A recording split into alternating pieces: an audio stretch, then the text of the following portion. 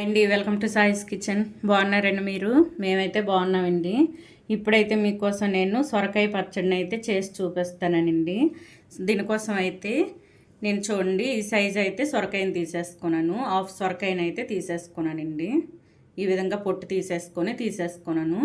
ఇప్పుడైతే ఇది కట్ చేసుకుందాం.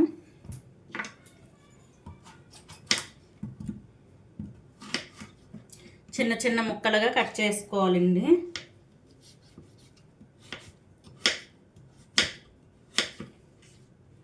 చూడండి ఈ విధంగా చిన్న చిన్న ముక్కలుగా కట్ చేసుకోవాలి.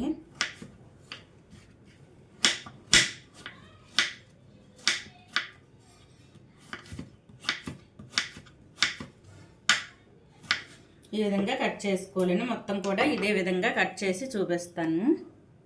ఈ విధంగా అయితే సొరకాయ ముక్కలను కట్ చేసి పెట్టుకోవాలండి. ఇవి పక్కన పెట్టేసుకొని ఇప్పుడైతే స్టవ్ ఆన్ చేసుకున్నానండి. స్టవ్ ఆన్ చేసేసుకొని ఒక ప్యాన్ పెట్టేసుకున్నాను.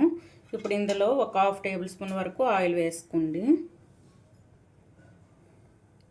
ఆయిల్ వేసేసుకొని ఇందులో అయితే ఒక 2 టేబుల్ స్పూన్ వరకు పల్లీలను అయితే వేసుకోవాలండి.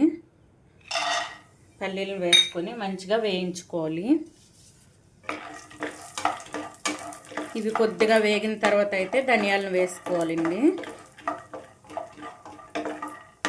చూడండి పల్లీలు అయితే మనకు వేగాయండి. ఇప్పుడు ఇందులో 1 టేబుల్ స్పూన్ వరకు ధనియాలను వేసుకోండి. వేసేసుకొని రెండు కూడా మంచిగా ఫ్రై చేసుకోవాలి. మంచిగా వేయించి తీసుకోవాలండి. చిటపటలాడేంత వరకు వేయించుకోవాలి. చూడండి మనకు పల్లీలు ధనియాలు రెండు కూడా మంచిగా వేగాయండి. ఇప్పుడు ఒక 10 వెల్లుల్లి రెబ్బలను అయితే వేసుకుంటాను. వేసేసుకొని ఇవి కూడా మంచిగా ఫ్రై చేసుకోవాలి.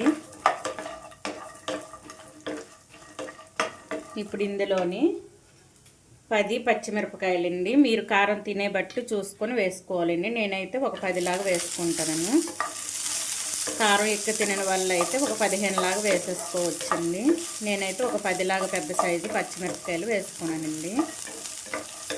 పచ్చిమిర్చిని కూడా మంచిగా వేయించుకోవాలండి. ఇవన్నీ కూడా మంచిగా వేయించుకొని పక్కకు తీసేసుకోవాలి.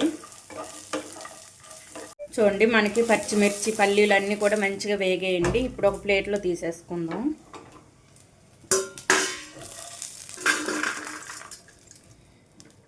చూడండి ఈ విధంగా ప్లేట్లో తీసేసుకొని ఇప్పుడైతే ఇదే ప్యాన్లో నేను 1/2 టేబుల్ స్పూన్ వరకు ఆయిల్ వేసేసుకొని ఈ సొరకాయ ముక్కలను అయితే వేయించుకుంటానండి. ఇవైతే ఒక 5 నిమిషాలు వేయించుకున్న తర్వాత టమాటాలను అయితే వేసుకోవాలండి. ఇందులో ఒక 5 మినిట్స్ అయితే వేయించుకోవాలి. చూడండి మనకైతే 5 నిమిషాలు అయిందండి. ఇవి వేయించుకున్నాం కదా, ఈ విధంగా వేయించుకొని ఇప్పుడైతే మీడియం సైజు ఒక టమాటాను అయితే ఈ విధంగా చిన్న ముక్కలుగా కట్ చేసుకొని వేసుకుంటున్నాను. ఇందులోని చిన్న నిమ్మకాయ సైజు అంతా చింతపండును కూడా పిక్కలు లేకుండా వేసుకోవాలండి. ఈ విధంగా వేసేసుకొని ఈ టమాటార్ అనేది మనకి మంచిగా మగ్గాలండి.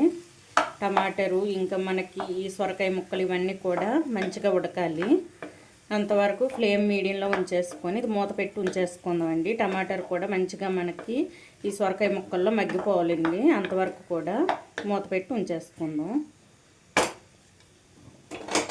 మరో 10 మినిట్స్ అయితే ఇది మూత పెట్టి ఇదే విధంగా ఉడికించుకోవాలండి. ఇవి మొత్తం సొరకాయలో ఉన్న వాటర్ కూడా పూర్తిగా ఇంకిపోయినంత వరకు ఇవైతే ఉడికించుకోవాలి. చూద్దామండి మనకి టమాటాలు మగ్గిందో లేదో. చూడండి మనకైతే సొరకాయ కూడా ఉడికింది, ఈ టమాటాలు కూడా మగ్గిపోయిందండి. ఇప్పుడు ఇందులో కొద్దిగా కొత్తిమీరను వేసుకుందాం.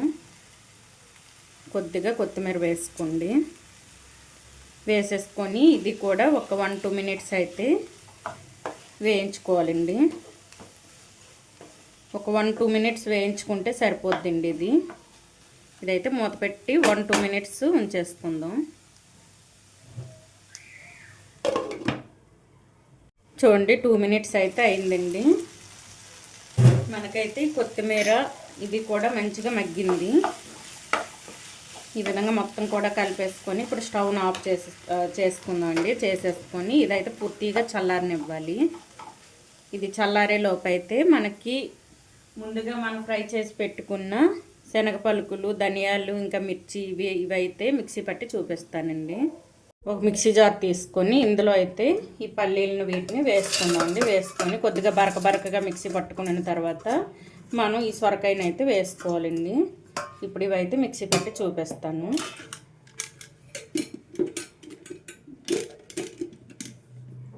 చూడండి, ఈ విధంగా అయితే బరకగా మిక్సీ పట్టుకోవాలండి. మిక్సీ పట్టుకొని ఇప్పుడు ముందుగా మనం సొరకాయని చల్లార్చుకున్నాం కదండి, ఇది కూడా చల్లపడిందండి, కొద్దిగా వేడిగా ఉంది. ఇది కూడా వేసుకుందాం.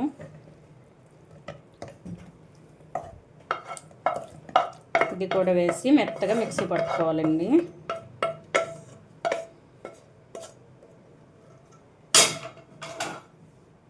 ఇది కూడా మిక్సీ పట్టి చూపిస్తానండి. ఇందులో ఒక 1/2 టేబుల్ స్పూన్ వరకు జీలకర్రను కూడా వేసుకోండి. వేసేసుకొని ఇది మెత్తగా మిక్సీ పట్టుకోవాలి. వాటర్ వేయవలసిన అవసరం లేదండి, ఈ సొరకాయలో ఉన్న వాటరే సరిపోద్దండి మనకి. ఇదైతే మిక్సీ పట్టి చూపిస్తానండి. ఇందులో టేస్ట్కి సరిపడా సాల్ట్ కూడా ఇప్పుడే వేసుకోవాలండి. వేసేసుకొని మిక్సీ పట్టుకుందాం. చూడండి, పచ్చడికి ఎంతటా మనకి సాల్ట్ సరిపోద్దో అంత సాల్ట్ అయితే వేసేసుకొని ఇదైతే మెత్తగా మిక్సీ పట్టుకుందాం. ఈ విధంగా అయితే మిక్సీ పట్టుకోవాలండి. మిక్సీ పట్టుకొని ఇది పక్కన పెట్టేసుకుందాం. ఇప్పుడైతే స్టవ్ ఆన్ చేసేసుకొని ఒక మూకుడు లాంటిది పెట్టేసుకోనండి పోపు కోసం. ఇందులో 1 టేబుల్ స్పూన్ వరకు ఆయిల్ని వేసుకోండి. వేసేసుకొని ఇందులో పోపు దినుసులు అయితే వేసుకుందాం అండి. చూడండి, కొద్దిగా పోపు దినుసులు అయితే వేసుకుందాం. వేసేసుకొని చిన్నవి 2 ఎండుమిర్చి అండి. మీరు కారం పచ్చడి ఒకసారి టేస్ట్ చూసి కారం ఎక్కువైతే ఒక 2 లాగా వేసుకోండి. తుంచుకొని వేసుకోవాలి. వేసుకొని మొత్తాన్ని కూడా మంచిగా వేయించుకోవాలండి. ఇందులో కొద్దిగా కరివేపాకు వేసుకుందాం.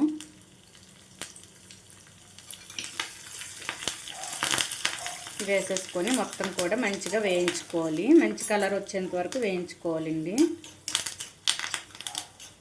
చూడండి, మనకైతే పోపు రెడీ అయిపోయిందండి. ఇప్పుడు స్టవ్ ఆఫ్ చేసేసుకొని పచ్చడిలో అయితే పోపుని వేసుకుందాం.